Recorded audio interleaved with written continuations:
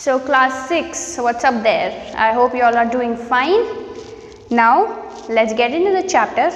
Topic: town halls. Town hall in page number 37, and I hope you are going through the book, you are going through the lessons, and besides that you are working on your handwriting. Okay children, please do not make a rough work of your test. Keep your handwriting neat and clean. Yes. Now let's get started. Town hall, a huge structure. This town hall, I will tell you, it was meant for assemblies and meetings. All right, this town hall was meant for assemblies and meetings. What basically was town hall? It was like a palace like building.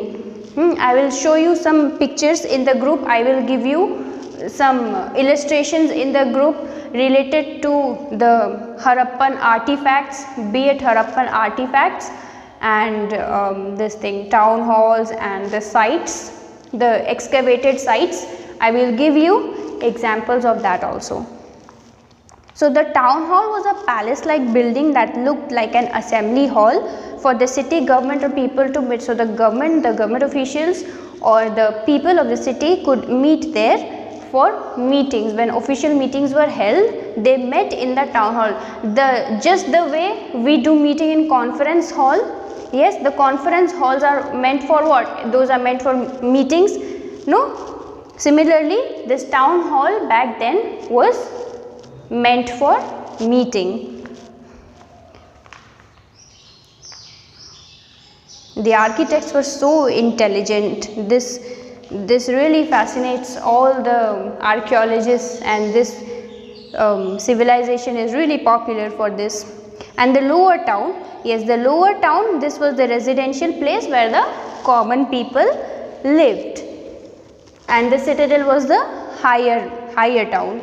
A huge structure almost 70 meters long. So this town hall was 70 meters long and over 23 meters wide with walls about 1.5 meter thick. So the wall was 1.5 meter thick, has been excavated in Mohenjo-daro. So this town hall was excavated in Mohenjo-daro. We are talking about that. It has 20 pillars made of burnt bricks. So the bricks were burnt. Yes, it was burnt in fire, in furnaces. So the bricks were strong and durable, and it could withstand the pressure. It has 20 pillars made of burnt bricks arranged in 4 rows of 5 each. Archaeologists believe that this hall may have been used as an assembly hall. So this great wall was used as an assembly hall, a town hall, or probably as a hall for cultural shows. As in our conference hall we do cultural shows, or we have meetings there, right? The same way this town hall was used. The residential area and houses. So below the citadel was the residential area of the town where the merchants, artisans and craftsmen lived. So these artisans, merchants traded, they did business. The artisans, they painted and they sold all this thing. The craftsmen, they crafted handmade things, be it terracotta toys or anything handmade. The whole area was divided into blocks by wide roads. So the roads used to be wide, and these area was divided into blocks. So there used to be blocks which formed a grid. As you can see, this looks like somewhat like a grid. No, it gives you a grid kind of pattern. Sun dried and baked bricks. Yes, so the bricks were baked in fire. They were burnt and sun dried. Those bricks were first, they were made up of mud. The paste was made up of mud. It was then put into mold, and then that mold was taken out, and that structure was left under the sun to be dried. Sun dried and baked bricks were used for the construction of houses. Houses were single or double storied. Yes, the houses varied in size. Some were bigger, some were smaller, some had 2 stories, and most of the houses had a central courtyard. The courtyard used to be in the middle, yes, in the center, and it was surrounded by some more houses and bathrooms and a kitchen. Alright. Most of the houses had a central courtyard, a well, a bathing area and a kitchen. So they had a bathing area where they took bath and a kitchen for cooking, a courtyard where people could gather and talk, and yeah, this is how the residential areas were. Now we come to this.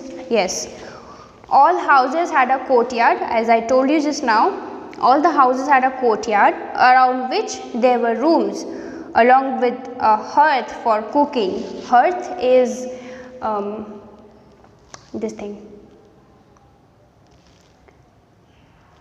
mud oven. Okay, mud oven, chulha. Okay, that is called as hearth for cooking. So it was made up of mud, and firewood was placed inside and it was lit and food was cooked on top of it. Many houses had a well also. So these are some of the terms that you have already come across. You know about them, that they had private wells, they had private bathrooms, they opposed communal communal toilets. Yes. The main entrance opened onto lanes and not in the main street. So the main entrance opened onto lanes. The way you have lanes, when you come out of your house, some of you may have house just by the main street, and some of you have houses in your lanes. First, when you come out of your house, first you have the lane, and then when you walk by the lane, you get a street. In order to keep dust out, yes, so to keep themselves away from dust, they used to have houses in the lanes followed by street. And for privacy, yes, for privacy they had their houses in lanes. This is such a nice thing. So I hope you have understood. The main entrance opened onto lanes and not in the main street, in order to keep out dust and keep privacy. Rooms were flat and made of wood. The rooms were wooden rooms. Each house had its own bathroom with drains. Each house had its own bathrooms with drains, and those smaller drains were connected to the main drains that met in the sewage. Yes,